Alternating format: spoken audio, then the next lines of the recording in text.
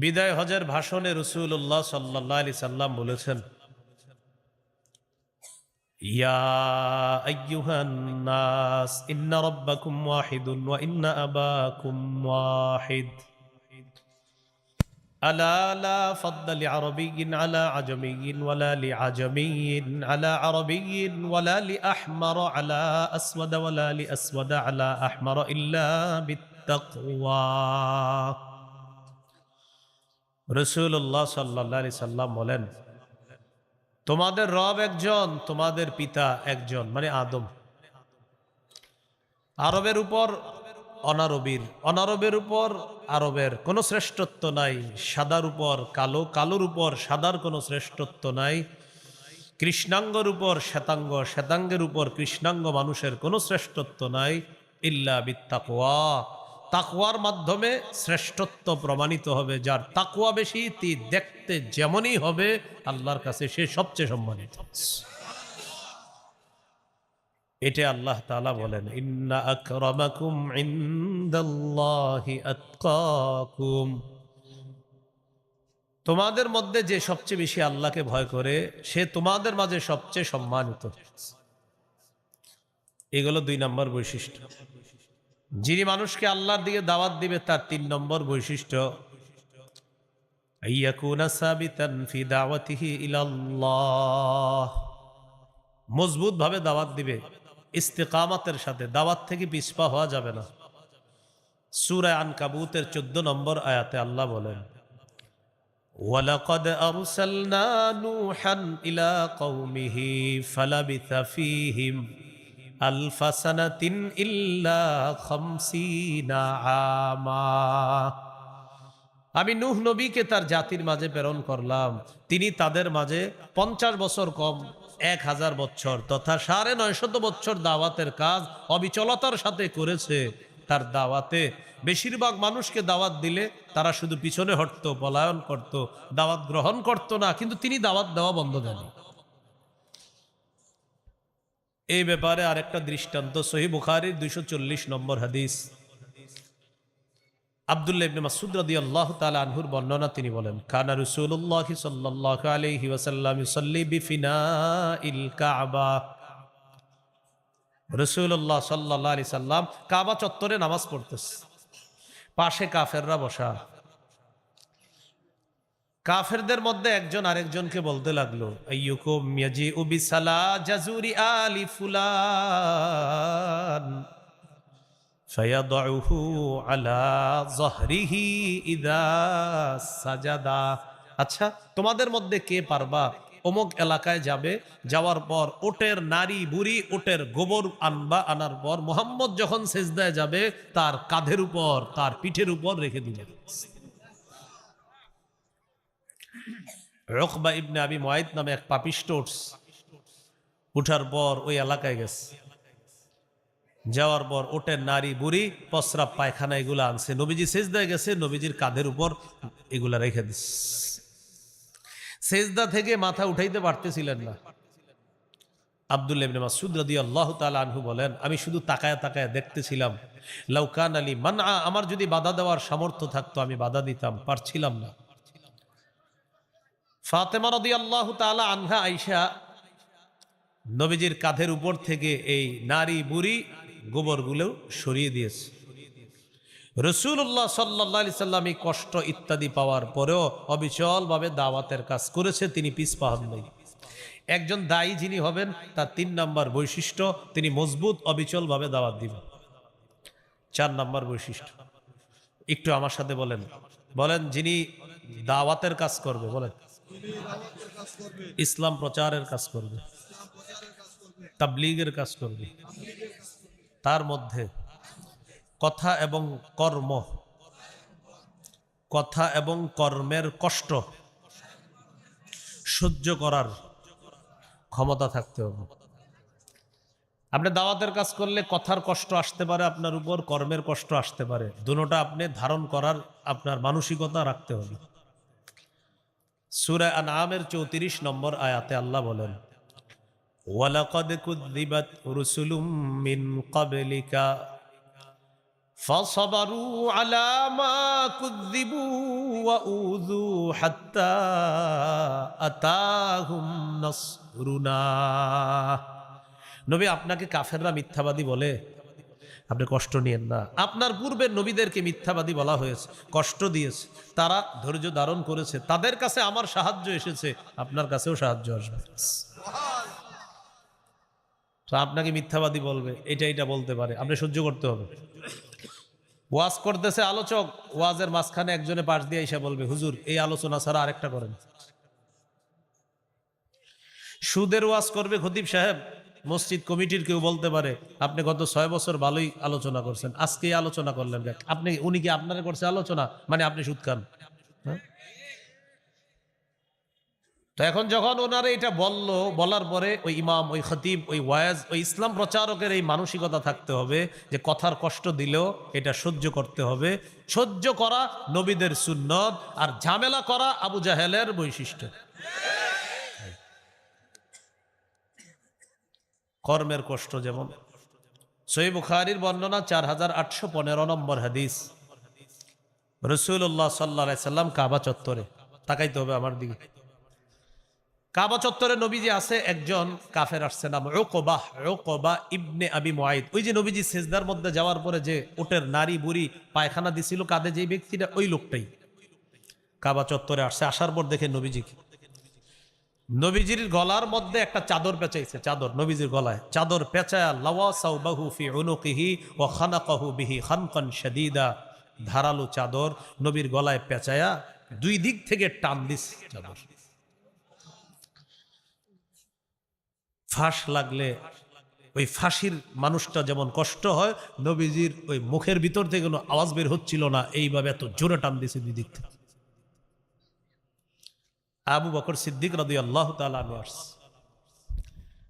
আসার পর তাকে একটা ধাক্কা দিস, ওই কাফেরকে ধাক্কা দেওয়ার পর বললেন, আতাকতুলুনা রাজুলান আইয়াকুলা রাব্বিয়াল্লাহ, একটা মানুষকে এই কারণে হত্যা করবা যিনি বলে আমার রব আল্লাহ।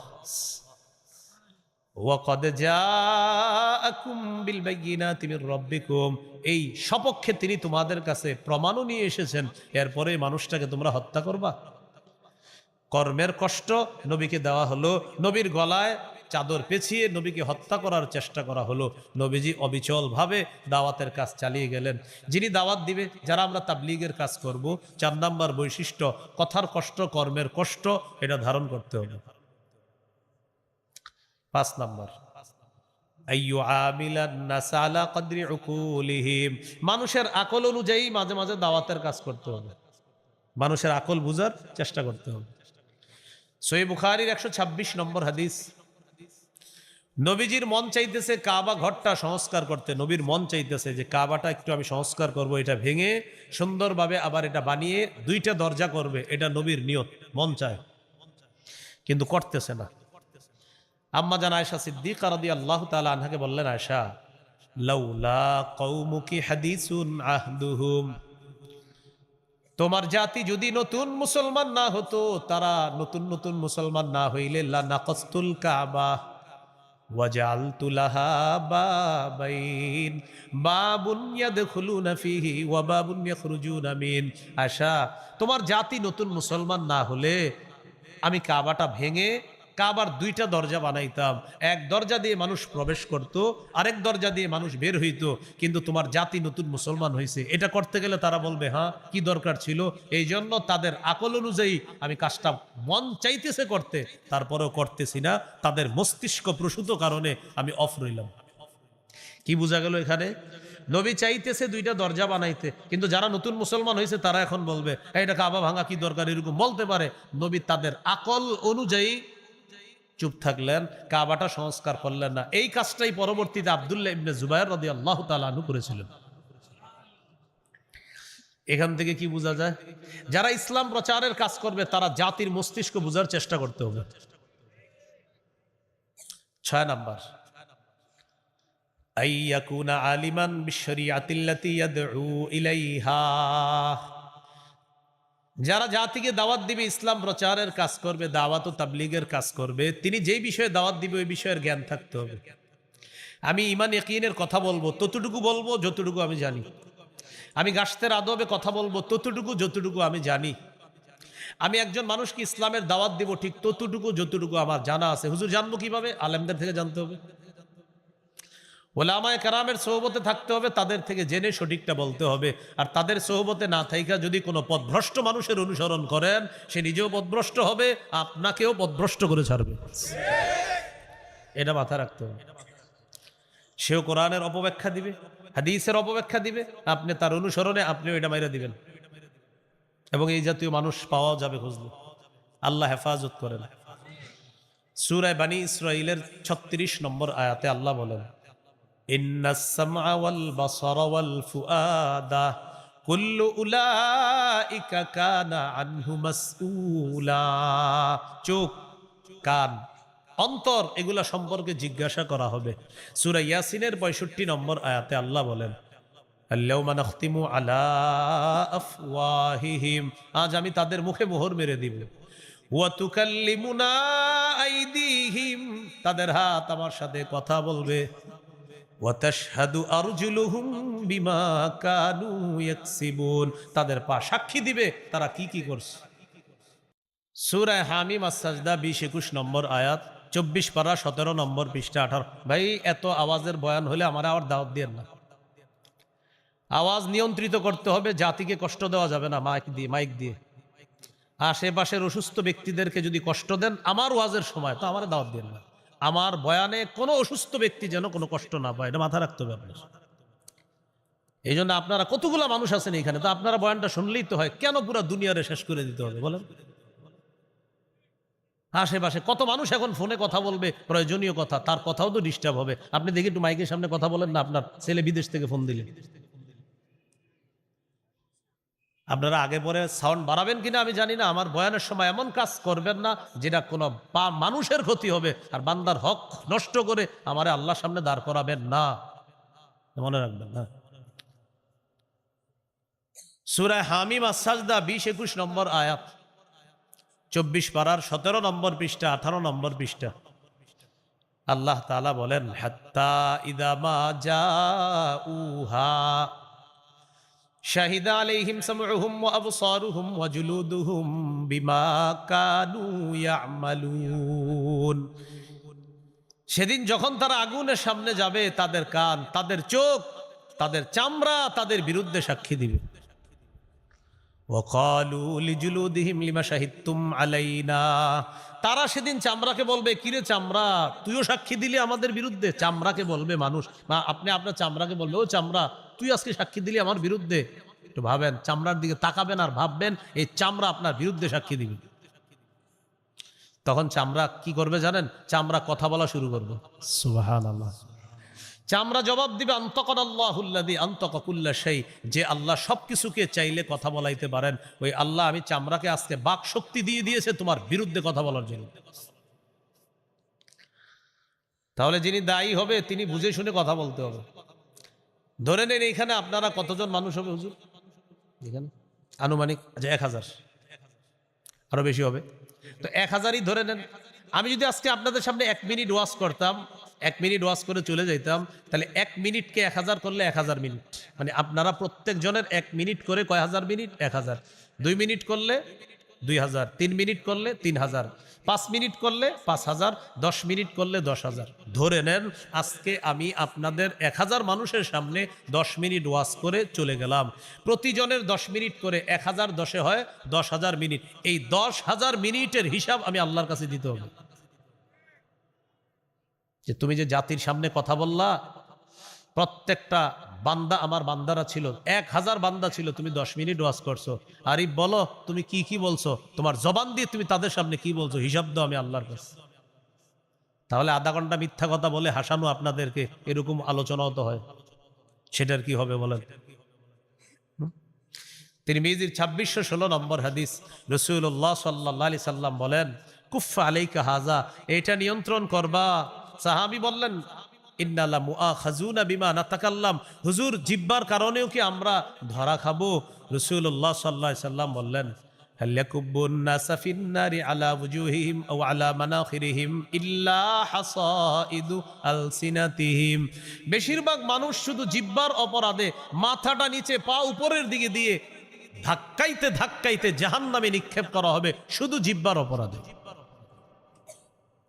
ভাই কিসের অপরাধ? হ্যাঁ, জিহ্বার অপরাধ। আল্লাহ আমাদেরকে হেফাজত করেন।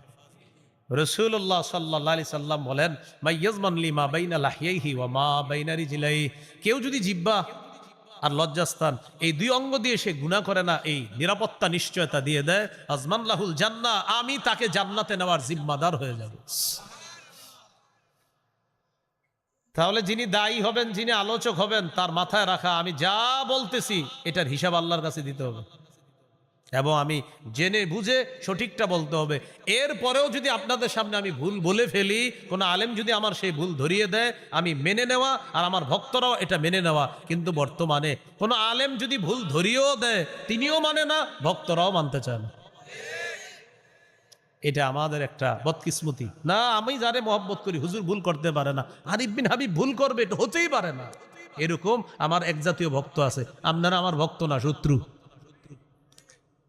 আমার ভুল হবে না তো কার ভুল হবে? অবশ্যই ভুল হবে। সে ভুল আলেমরা ধরিয়ে দিবে, সেটা আমি শুধরে নিতে হবে। যদিও আমি বিশ্ব আমির হই, আমার যদি ভুলও হয় আর ওলামায়ে কেরাম যদি সেই ভুল ধরিয়ে দেয়, আমি মেনে নেওয়া এবং আমার অনুসারীরা মেনে নেওয়ার নাম হবে বুদ্ধিমানের কাজ, আর মেনে না নেওয়ার নাম হবে পথভ্রষ্টতা, গোমরাহি, জাহান্নামের কাজ।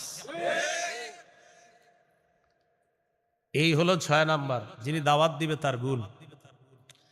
7 নাম্বার বৈশিষ্ট্য হবে, যিনি দাওয়াত দিবে তিনি উম্মতের কল্যাণকামী হতে হবে। প্রত্যেকটা মানুষ আমার সামনে যারা আছেন, আমি আপনাদের কল্যাণ কামনা করতে হবে। আমি এখানে আসার পর দেখেন, আপনার প্রত্যেকে যারা দাঁড়িয়ে আছেন, বসে আছেন, সবার কল্যাণ কামনা করা, এটা আমার গুণ, বৈশিষ্ট্য থাকতে হবে। আপনারা আমার সাথে যদি খারাপ আচরণও করেন, কিন্তু আমি আপনাদের কল্যাণ কামনা করতে হবে, এটা একজন দায়ীর গুণ থাকতে হবে। আর খারাপ আচরণের ব্যাপারে তো বললাম, দায়ীর সাথে কথার কষ্ট হতে পারে, কর্মের কষ্ট হতে পারে, এটা তার সহ্য করতে হবে। সহিহ বুখারীর 57 নম্বর হাদিস, আন জারির ইবনে আব্দুল্লাহ রাদিয়াল্লাহু তাআলা আনহু قال بايعت رسول الله صلى الله عليه وسلم على إقام الصلاة وإيتاء الزكاة والنصح لكل مسلم। জারির ইবনে আব্দুল্লাহ বলেন, আমি আল্লাহর রাসূলের কাছে বায়াত হলাম এই মর্মে, আমি নামাজ কায়েম করব, যাকাত আদায় করব, সারা পৃথিবীর সমস্ত মুসলমানের কল্যাণ কামনা করব, এই মর্মে আমি নবীর কাছে বায়াত হলাম। প্রত্যেকটা মুসলমানের কল্যাণ কামনা করতে হবে। 8 নাম্বার, যিনি দায়ী হবে, দাওয়াত দিবে, তিনি যাদেরকে দাওয়াত দিবে তাদের হেদায়েতের দোয়া করতে হবে। আমি আপনাদের এখান থেকে চলে যাওয়ার পরেও অন্য এলাকায় গিয়ে আমার দায়িত্ব, কর্তব্য আপনাদের জন্য দোয়া করা। যেখানেই থাকি সবার জন্য দোয়া করতে হবে। এই জন্য আমি আমার প্রত্যেক দিনের সর্বশেষ দোয়ায় আমি বলি, আল্লাহ আমার সামনে যারা বসা, আমি যাদের সামনে বসি, আল্লাহ এই পৃথিবীর যত মানুষের সামনে আমি বসেছি, যারা আমার সামনে বসেছে, যাদের কাছে আমি কোরআন সুন্নাহর 2-4টা কথা প্রচার করেছি, আল্লাহ আমার মা, আমার বাবা, আমার উস্তাদ, আমার ছাত্র ভাই, আমার কলিগ, সহপাঠী, সবার সাথে আপনি আমাকে জান্নাতে দেখা করায়া দিন। এই দোয়াটা আমি প্রতিদিন সর্বশেষ দোয়া হয়, আমি চেষ্টা করি সবার জন্য দোয়া করতে, কারণ এটা দায়িত্ব। যিনি দাওয়াত দিবে তার দায়িত্ব, কর্তব্যের দোয়া করতে হবে। সহিহ বুখারীর বর্ণনা 2937 নম্বর হাদিস, 2937। এই হাদিসের মধ্যে আছে, রাসূল সাল্লাল্লাহু আলাইহি সাল্লামকে বললেন, হুজুর ইন্না দাউসান আসদ, দাউস গোত্র, বলেন কি গোত্র? দাউস একটা এলাকা, এই দাউস গোত্র আসদ নাফরমান, এরা নাফরমানি করছে, হুজুর তাদের বিরুদ্ধে বদদোয়া করেন। নবীজি বললেন, আল্লাহুম্মা হদি দাউসা, আল্লাহ দাউস গোত্রকে আপনি হেদায়েত দিয়ে দেন। সুবহানাল্লাহ। নবীকে বললেন, ইয়া রাসূলুল্লাহ, দাউস গোত্রের বিরুদ্ধে বদদোয়া করেন। আল্লাহ নবী বললেন, আল্লাহুম্মা হদি দাউসা, আল্লাহ দাউসকে আপনি হেদায়েত দিয়ে দেন। ওয়াতি বিহিম, এবং তাদেরকে আপনি ইসলামের ছায়াতলে নিয়ে আসেন। সুবহানাল্লাহ। আপনার দাউসকে আল্লাহ হেদায়েত দিয়ে দেন, আর দাউসকে ইসলামের পতাকা তলে নিয়ে আসেন। নবীরে বললেন বদদোয়া করেন, নবী করে দিলেন দোয়া। সুবহানাল্লাহ। এটা দায়ীর 8 নাম্বার গুণ। বুখারীর বর্ণনা, মুসলিমেরও বর্ণনা, তায়েফের ময়দানে রক্তাক্ত করার পর পড়ে আছে, আম্মাজান আয়েশা সিদ্দিকা রাদিয়াল্লাহু তাআলা আনহাকে বলেন, আয়েশা আমি তো বেহুশ, হঠাৎ হুশ ফিরে আসার পর দেখি ফাইদা আনা বিকারনি তাআলিব, আমি এক জায়গায় উপরের দিকে তাকাইলাম, তাকায় দেখি জিবরিল আমিন আমাকে তার ডানা দিয়ে ছায়া দিয়ে রাখছে। জিবরিল, ওই মুহূর্তে জিবরিল আমাকে বলতেছে, হাবিব একজন ফেরেশতা নিয়ে আসছে। কে এটা? আপনারে সালাম দিবে। তো এই ফেরেশতা নবীজিকে সালাম দিলেন। সালাম দেওয়ার পর বললেন, হুজুর আমি পাহাড়ের দায়িত্বে নিয়োজিত ফেরেশতা, আল্লাহ আমাকে আপনার কাছে পাঠাইছে। কেন? আপনি যদি চান আমাকে আপনি হুকুম করতে পারেন, আমি এই দুই পাহাড় চাপা দিয়ে তায়েববাসীকে আমি ধ্বংস করে দিই। রাসূলুল্লাহ সাল্লাল্লাহু আলাইহি সাল্লাম বললেন, লা বাল আরজু আইয়ুখরিজাল্লাহু মিন আসলাবিহিম মান ইয়াবুদুল্লাহ লা ইউশরিকু বিহি শাইআ। আমি চাই না তুমি তাদেরকে ধ্বংস করে দাও, আমি চাই আজকে আমি যাদেরকে দাওয়াত দেওয়ার পর আমাকে রক্তাক্ত করলো, আমার আশা তারা আমার দাওয়াত গ্রহণ করে নাই, তাদের ঔরস থেকে যে সন্তানরা দুনিয়াতে আসবে তারা আমার দাওয়াত গ্রহণ করে এক আল্লাহর ইবাদত করবে, আল্লাহর সাথে শিরিক করবে না। তাই আমি নবী চাই না তাদেরকে ধ্বংস করা হোক, বরং আমি চাই তারা গ্রহণ করে নাই তার সন্তানরা আমার দাওয়াত গ্রহণ করবে। এটা 8 নম্বর বৈশিষ্ট্য দায়ী, আলোচক, খতিব, মুবাল্লিগ, ইসলাম প্রচারক তাদের। 9 নম্বর বৈশিষ্ট্য, দায়ী যিনি হবেন, আলোচক যিনি হবেন, তিনি যা বলবেন। আর কারো ফোন টোন আছে? চালু, সবার শুরু হয়েছে মনে হয়, এখন মাঠেও শুরু হয়েছে। তো 9 নম্বর, যিনি দাওয়াত দিবেন তিনি যা বলবেন ওই অনুযায়ী তিনিও আমল করবেন, ওই অনুযায়ী তিনিও আমল করবেন। সূরাতুস সফফি 2-3 নম্বর আয়াতে আল্লাহ বলেন, ইয়া আইয়ুহাল্লাযীনা আমানু লিমা তাকুলুনা মা লা তাফআলুন। হে ঈমানদারগণ, এমন কথা কেন বলো যা নিজেরা করো না। কাবুরা মাকতান ইনদাল্লাহ আন তাকুলু মা লা তাফআলুন। তোমরা যা করো না সেটা বলা আল্লাহর কাছে বিরাট বড় অপরাধ। নিজেরা করো না এটা বলা আল্লাহর কাছে বড় অপরাধ। সূরা বাকারা 44 নম্বর আয়াতে আল্লাহ বলেন, আতা'মুরুনা আন-নাসা বিল বিররি ওয়া তানসাউনা আনফুসাকুম। তোমরা মানুষকে সৎ কাজের আদেশ করো আর নিজেদেরকে তোমরা ভুলে যাও। তোমরা মানুষকে বলো সৎ কাজের করতে আর নিজেদেরকে তোমরা ভুলে যাও। এটা কেমন কথা? অনেক সময় আমরা ভাইরাল আলোচকদেরকে রিসিভ করতে যাই। কি আলোচক? যেমন আমাদের বাংলাদেশে বর্তমানে পোস্টারে সবার উপরে নাম রাখার সবচেয়ে বড় যোগ্যতা হলো ভাইরাল। চাই হের ভিতরে এই যে আরিফ বিন হাবিব নামে একজনের নাম আছে, ওনার এলেম থাক বা না থাক, ওনার নিচে 40 জন শাইখুল হাদিসের নাম থাকবে, ওনারা শাইখুল হাদিস হইল, কিন্তু উপরের যিনি তার যোগ্যতা হলো ভাইরাল। ব্যাস, ওনার নাম থাকতে হবে সবার উপরে। এবার ওনার আব্বা শাইখুল হাদিস হোক আর যে হোক, কিন্তু উনি তো ভাইরাল, অন্যরা শাইখুল হাদিস, ভাইরাল তো না। তো যাই হোক, বলতেছি শুনাল। হ্যাঁ, তো উপরে থাকবে ভাইরাল, যোগ্যতা কি? ভাইরাল। তো ভাই ওনার নাম এত উপরে, এতগুলা শাইখুল হাদিস আপনাদের এলাকার, তাদের নাম নিচে, হুজুর ওনার শাইখুল হাদিস, ভাইরাল তো না। কিনা? হ্যাঁ, ভাইরাল তো না, শাইখুল হাদিস। এটা হলো আমাদের গোবর মার্কা মস্তিষ্কের কাছে সবচেয়ে বড় যোগ্যতার নাম। এই গোবর মার্কা মস্তিষ্কের কাছে সবচেয়ে বড় যোগ্যতার নাম ভাইরাল। কি মার্কা মস্তিষ্ক? গোবর, গোবর। হ্যাঁ, তাকে রিসিভ করতে যাবে 30-40 জন মোটর সাইকেল। কয়জন? 30-40 জন। এই গ্রামগঞ্জে দেখা যায় বেশি। মাগরিবের সময় রিসিভ করতে গেছে। রিসিভ করতে যাওয়ার পর আপনার মাগরিব চলতেছে, এরা মাগরিবে ঢুকে না। এটা আপনাদের এলাকার কেউ করেন এমন না, পৃথিবীতে হয় এরকম ঘটনা। তো যাই হোক, মাগরিব চলতেছে, ওনারা মসজিদে যায় না। কেন যায় না জানেননি? মাগরিব যাক, হুজুর না যাক। হুজুর একটু পরে আসবে, হুজুরকে আমরা রিসিভ করব। সামনে 15টা মোটর সাইকেল, পিছনে 15টা, মাঝখানে হুজুরের গাড়িটা থাকবে। একজন ভিডিও করবে, আগামীকাল এটা ফেসবুকে আমরা দিব। আরিফ বিন হাবিবের সাথে কাটানো কিছু মুহূর্ত, এটা আমরা লিখবো ফেসবুক। এই যে আপনারা মাগরিব পড়লেন না, যে মাগরিবটা যে পড়লো না, এখন আপনারা আমাকে একটু বলেন, মাহফিল বড় না মাগরিব বড়? আলোচক বড় না মাগরিব বড়? তো এটা কেমনে আমরা করলাম? আপনি আলোচকরে ফোন দিয়ে মাগরিবের সময় হয়েছে, আমরা আপনাকে রিসিভ করতে আসছি, আমরা মসজিদে মাগরিব পড়তে ঢুকলাম, আপনি যদি চলে আসেন এই মসজিদে মাগরিবটা পড়েন। আর যদি অন্য কোথাও মাগরিব পড়েন, হুজুর ওই মসজিদটা আপনি আসার সময় দেখবেন ডান দিকে একটা রাস্তা ঢুকছে, ওখানে একটা মসজিদ আছে, ওখানে আমরা মাগরিবের নামাজটা পড়তেছি। বাস, এটা বলে দিলি তো হয়ে গেল। কিন্তু আপনার চিন্তা করে হুজুরে বললে কি জানি, আরে নামাজের কথা হুজুরে বললে তিনি আবার কি মনে করবে, তিনি আল্লাহর চেয়ে বড় নাকি? হ্যাঁ, যে হুজুর নামাজের কথা বললে কিছু মনে করবে তাকে আনাই তো দরকার নেই, তিনি কিছু মনে করবে কেন? এটা একটা গেল। আরেকটা, মাগরিবের পরে আমার ওয়াজ আছে, মনে করেন আমার আলোচনা আছে, এখন চিন্তা করতেছি মাগরিব পড়বো না আলোচনা ধরবো, মাগরিব পড়বো না আলোচনা ধরবো। হ্যাঁ, ওই আপনার মাগরিবের পর আলোচনা, এটা কইরা আবার আরেক জায়গায় যাইতে হইব আপনার টিউশনি। তো আপনার মাগরিব পড়লাম, এখন কথা হলো মাগরিবের পর বয়ান আছে, মাগরিব পড়তে গেলে বয়ানটা একটু দেরি হয়ে যাইব, আবার এলাকাবাসী কি কয়, কর্তৃপক্ষ কি কয়, এই টেনশনে মনে করেন আমি আমাকেই বলছি মাগরিবটা পড়লাম না। ছি ছি, এটা কোনো কথা? আতামুরুনা নাসা বিল বির ওয়া তানসাউনা আনফুসাকুম, তুমি একটু পরে মানুষকে নামাজ পড়তে বলবা আর নিজেই নামাজটা বললা না। মানুষকে সৎ কাজের আদেশ করো আর নিজেদেরকে ভুলে যাও, আল্লাহ তাআলা বললেন।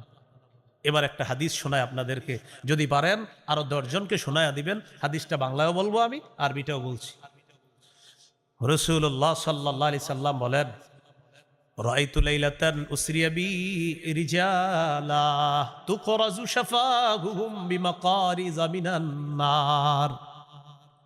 মেরাজের রাতে আমি রওনা করলাম, একদল মানুষের পাশ দিয়ে গেলাম, তাকায় দেখি তাদের ঠোঁট জিহ্বাগুলা আগুনের কেচি দ্বারা কাটা হচ্ছে।